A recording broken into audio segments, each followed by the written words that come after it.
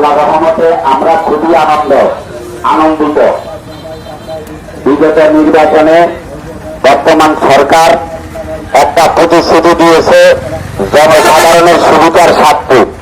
প্রতিশ্রুতিটা হলো কি, যে বাংলাদেশ জাতীয়তাবাদী দল বিএনপি যদি বাংলাদেশের সরকার গঠন করতে পারে, অসহায় ক্ষুধা দারিদ্র মানুষের সুবিধার স্বার্থে হাট বাজার খাজনা চাঁদা মকুব করে দেওয়া হবে।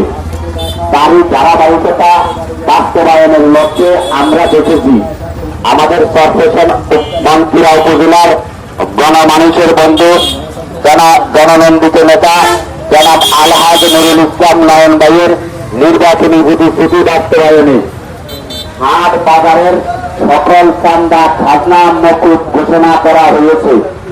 অতএব তার বাস্তবায়ন চলতেছে এই ১ বৈশাখ থেকে।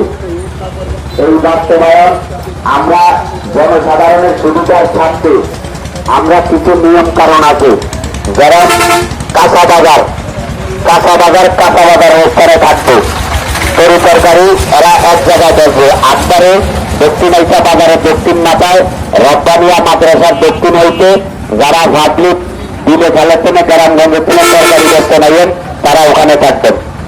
আর একবারে সকল তরি তরকারি তালতলা মাছ বাজার এখানে দেখবেন। হতে যাবে কেউ কোনো তরি তরকারি দেখবেন না, বিশৃঙ্খলা করবেন না, তারপর হাট বাজারের সৌন্দর্য খারাপ করবেন না। ভালোর হতে আসেন, আমরা সবাই ঐক্যবদ্ধ হয়ে দেশকে এগিয়ে নেওয়ার লক্ষ্যে দেশ নায়ক বাংলাদেশের প্রধানমন্ত্রী তারেক রহমানের প্রতিশ্রুতি বাস্তবায়নে আমরা সকলে ঐক্যবদ্ধ হয়ে আসুন। আমরা দেশটাকে সুন্দর পরিবেশে চালানোর জন্য সকলের সহযোগিতা কামনা করি। আল্লাহ হাফেজ।